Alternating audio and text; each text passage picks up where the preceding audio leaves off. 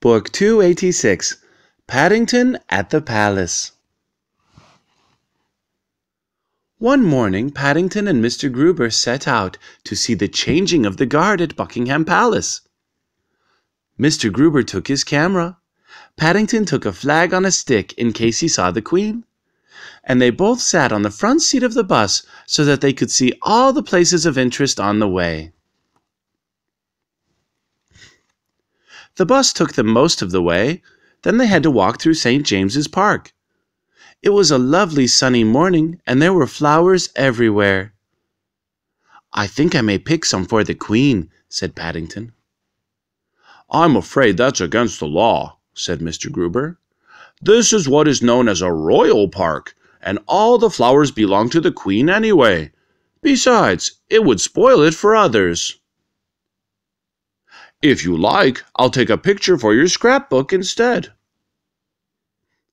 "Fancy having a front garden as big as this," said Paddington. "I wonder if she has to mow the lawn." Mr. Gruber laughed, and then, as they drew near to some large gates, he pointed towards the roof of a building behind them. "We're in luck's way, Mr. Brown," he said. "There's a flag flying. That means the Queen is at home."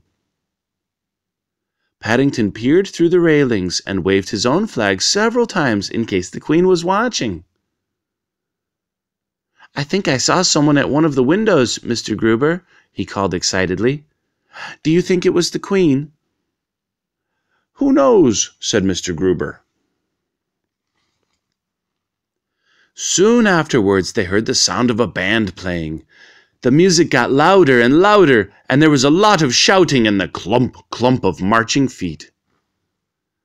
But by then there were so many people, Paddington couldn't see a thing. Mr. Gruber wondered whether he ought to suggest holding Paddington up to sea. But in the end he bought him a periscope instead. "If you look through the bottom end," he explained, "you can see over the top of people's heads." Paddington tried it out, but all he could see were other people's faces, and he didn't think much of some of those.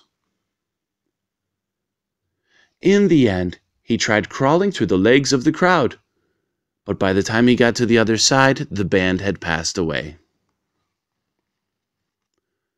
"Look," said a small boy, pointing at Paddington.